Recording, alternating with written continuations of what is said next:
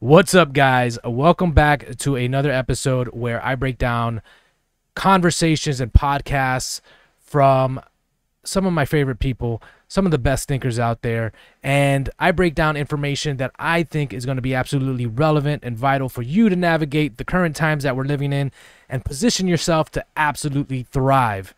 And in this one, we're reviewing a clip from the TFTC podcast. That stands for Truth for the Commoner, and it's hosted by Marty, and he's interviewing Whitney Webb. If you don't know who Whitney Webb is, she is an amazing investigative journalist. She did a lot of work uncovering, Jeffrey Epstein and that whole saga. And what she does is, I feel like she peers behind the curtain and sees who the puppet masters are controlling the strings, what they're up to, what their agenda is, and what we should expect in the future. And in this particular clip, what she's going to be doing is talking about the current events in Israel and Palestine and looking at it through the lens of Zionism. I feel like a lot of people, myself included, prior to this clip, I didn't have a good idea of what was happening. I did a deep dive into Zionism, and man, let me tell you, there is a lot there. So yeah, I think this is a good introduction to those ideas, because if you look at what's happening from a surface level, I think what you're going to find is that there's a lot of things that don't add up. But if you look at it with a historical context, with a biblical context, with a political context, right, all of a sudden these current events start to make a lot more sense. And not only that, but what can happen in the future?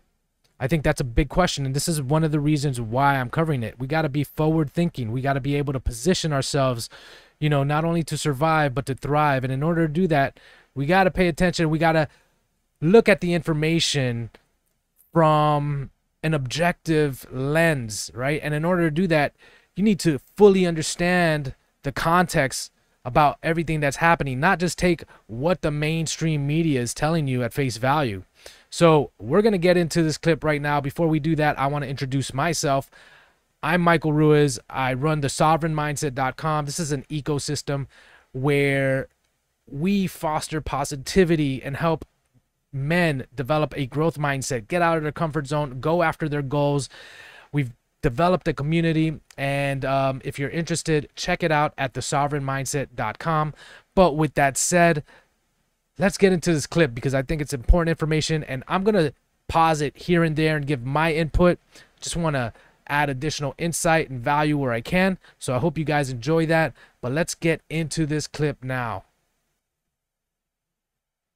And I don't know. I've done a lot on the history of Zionism, and a lot about some of the messianic movements, both like in Israel and in the U.S., that see a lot of what's happening now, oddly enough, as necessary for the fulfillment of end times prophecy.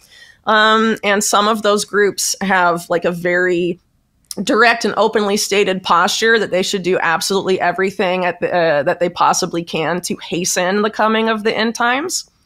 So that's definitely, I guess maybe some people view that as conspiratorial thinking and looking at this current conflict. But I mean, if you think about it, and you have these like world leaders, both in Israel and the US and elsewhere, thinking that certain things need to happen for religious motivations that they care deeply about, those are probably going to shape geopolitical events, specifically in this area, to a very significant degree. And it's been going on for many years, if not really centuries. And I don't know. I mean, I can get more in the weeds about that if you want, because I think, honestly, one of the big issues as it comes to people understanding this particular conflict is that not a lot of people have really dug that deeply into the history of Zionism at all.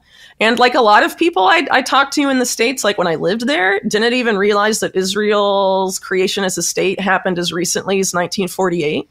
Like there's people that think it's always been there and don't really get the conflict at all. So I think, that really makes it easy to, for certain quote unquote influencers in different spaces to shape narratives that aren't necessarily accurate. But, if Yeah, so I just want to stop it right there. And again, it's right at this point that I want to make, that if, we're not operating with the proper facts or with the proper context, with a proper understanding of what's happening, like Whitney just described there, right? You can be misled and you can be manipulated. So it's really important. Again, this is kind of what I'm focused on with the sovereign mindset. The whole idea is to think for yourself in order to have more agency in this world.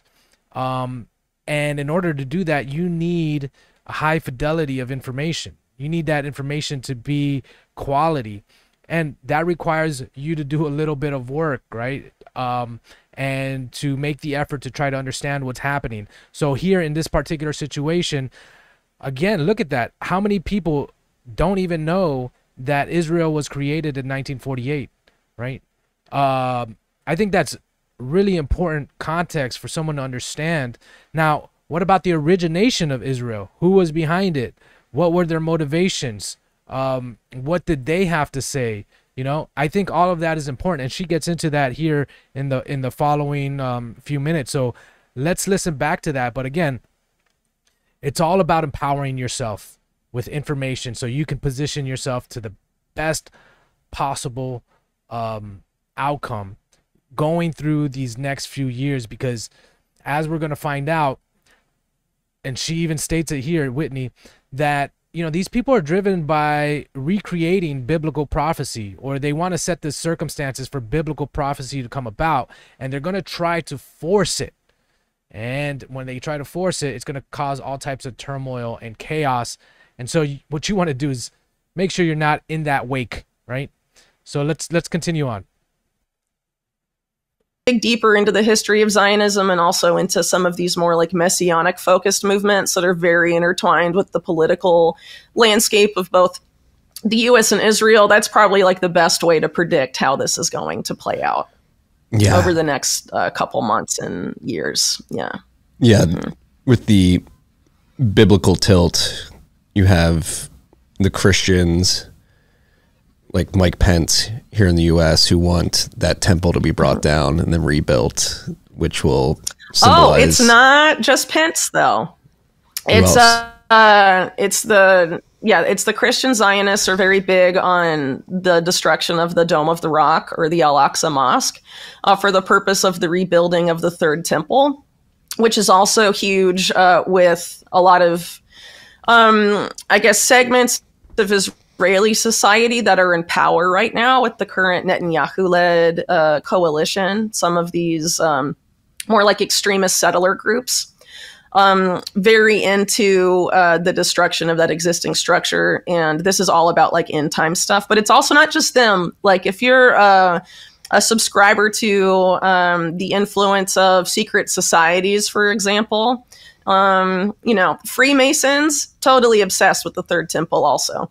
So there's like all these different groups of varying influence that are very interested in seeing something happen there and see it as a prerequisite to their differing, but overlapping, end time theories coming to fruition. So for people that don't know, Al-Aqsa Mosque is, I believe, I think it's the third holiest site in Islam. So if anything happens to that building, you're going to have the entire Muslim world coming after the people who were responsible. Yeah. And some of the current people. So again, look at this information, and I didn't know about that mosque. I had to go look it up. But, part of the prophecy is to try to rebuild this third temple where that mosque is. And, it's a holy site for Muslims. So if they destroy that mosque, which they're currently doing in Gaza, they're destroying mosques and churches. So, if they do, you can anticipate what's going to happen, right? What kind of conflict is going to break out. And again, when conflict like that breaks out, it has ripple effects all over the world. So how are you going to be affected? You can start asking yourself these questions, right? All of this, what I'm presenting right now, is so you can empower yourself, so you can position yourself, so you can think deeply, become more independent, become more sovereign, and so you can insulate yourself as much, or as much as possible from the external events that happen. At least that's what I'm doing. That's my approach. But it's still good to understand all of this. I mean, you don't have to go in depth. I haven't really gone in depth, just enough to understand that, okay, the narratives that I'm hearing on the mainstream, first of all, they're just propaganda, a lot of them. What's really happening, there's some deep-seated biblical, religious stuff happening underneath all of this, underpinning all of the current actions being taken, and it gives you a little bit of more understanding and awareness. So yeah, let's continue on. But it's crazy stuff, man. Like I said, you do a deep dive and all of a sudden you realize, holy cow, there is something way different at play than I originally realized. In Israel's government, or factions that are now quite heavily represented in their legislature and in the current administration, were people that, like back in the 1980s, were trying to tunnel under the Dome of the Rock to blow it up, and were considered, very fringe extremists at that time, but now they're not. Like, now they're in power, and there's a very, there's a lot of risk there, for sure, of having something happen to that building. And it'll probably be, I don't really look forward to that happening, but it seems almost inevitable just because so many people think it has to happen for their different, eschatological, beliefs to come out. And I don't know. I mean, it's just so crazy to talk about because this is like such a level of, I guess, reality that a lot of people don't think about. That, like, people think, oh, this is confirmation of, what I was taught as a kid in church or whatever. Like, I think that's how they want people to feel, because these people have also very openly stated they're intentionally doing it because they don't want to wait for God to do it. They have to do it. Like, that's the theological justification, both on the Christian and Jewish side. All right, so I'm going to interject here with my own personal opinion. Take it for whatever it's worth to you. But yeah, I think that this narrative of, the rebuilding of the third temple and the coming Messiah, I think all of this stuff is, and the coming Messiah for the Jews, which would be the second coming for Jesus, I think all of this stuff is geared towards the rise of the Antichrist. Because if you look at the way they're doing it, like Whitney just described, they're trying to force it. They're trying to circumvent God's will. And they're trying to, it's almost like building the Tower of Babel, right? Over again. And yeah, I think that this is the path that leads us towards the Antichrist. I think that if you look at Christian Zionism here in the United States, there's so many people that are just totally engulfed into this narrative that what's happening in the Middle East right now is biblical prophecy. And think about the power that that gives people who are in charge, right? They basically have carte blanche, to do whatever they want. And so, because they got this whole movement behind them. But I think what people are not recognizing is that the people in charge, they're actually occultists, and they're doing this, on their own accord, not in God's favor or not with God's grace. So, again, I think it's really dangerous stuff to kind of consent to and go along with as a Christian. So just going to interject with that, but let's get into it again. To make this happen. I mean, all very, very nuts. So it's basically like a self-fulfilling prophecy in a sense, but it's going to lead to a lot of death and destruction and complete madness. And, I mean, the deeper you go into like this whole like messianic stuff, like the Jewish Messiah and the Mashiach and all that stuff, and what that's supposed to mean in both the Christian and Jewish sense, and this idea of like, New World Order sort of springing from that. Yeah, I mean, it gets pretty nuts when you consider the possibilities of where this could go if these people in the driver's seat trying to, have a particular vision they're trying to fulfill, how successful will they be in fulfilling that vision? I don't know. It's worth doing some research into what they believe and what they think needs to happen. So one of the things, they think needs to happen is the complete expulsion of all Palestinians from the state of Israel, from the occupied territories in Gaza, and also, Israel, itself, where there's Palestinian citizens that are Israeli citizens, but they're Palestinian. So I just want to stop it here and also talk about, a lot of the questions surrounding the events that occurred, the recent events that occurred October 7th, where Palestinians or Hamas hang glided into this rave and created all this death and destruction. If you look at the official story, it's just full of holes. And, where we're at currently, that narrative is being tested. There's all types of reports that, there was friendly fire and so forth. But right away, people questioned this narrative. And they said, hold up, how did this happen? How did the world's best intelligence agency, how did the most fortified perimeter get breached by some goons and hang gliders, right? And people were questioning whether this was allowed to happen on purpose. And some people would say, well, why would they want that, right? But here's why an understanding of all of this makes a lot of sense.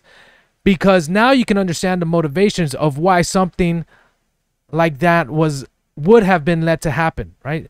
Because part of the eschatology here, the end times fulfillment of prophecy, requires that the Palestinians be wiped out, be removed from that land, and that land be given or be taken by Israel, right? By the Zionist state of Israel.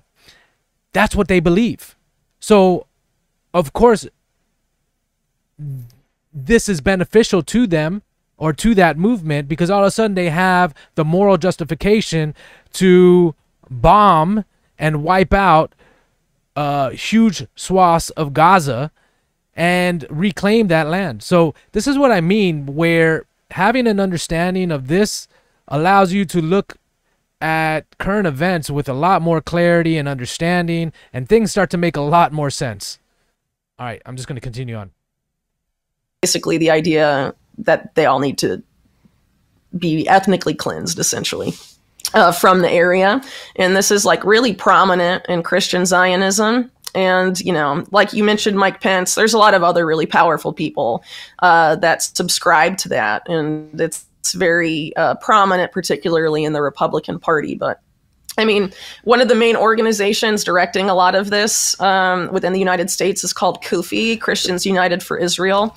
And Netanyahu has described CUFI as essential to Israel's national security. And there's a lot of overlap between the two. So definitely worth exploring that stuff. And I actually did a really in-depth piece about all of this stuff that's well-sourced, and probably one of the best articles I've written on the subject, called The Untold History of Christian Zionism. You can find it on Mint Press News, where I used to write.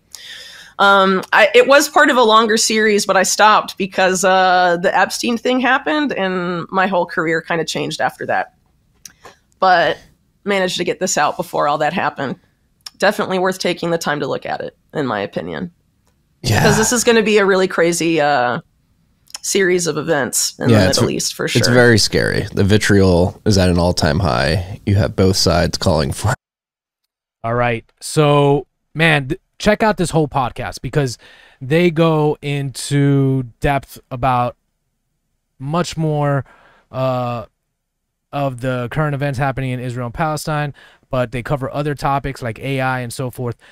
But in regards to the conflict in the Middle East, like I said, there's a movement out there to try to recreate the prophecies, or try to create the conditions for prophecies to occur, and that requires all types of things to happen. And if you have a little jump on it, if you know about it ahead of time, like I said, you can prepare mentally, physically, spiritually, for all of this, right? You can position yourself to thrive in the coming times, because look, man, look, there are people, powerful people in charge, and you know, they're willing to do extreme things to make this happen. So you might as well pay attention, so you're not caught off guard, so you're not in a vulnerable position, so you're not a victim, so you're actually empowered to navigate current circumstances, right, to the best of your ability.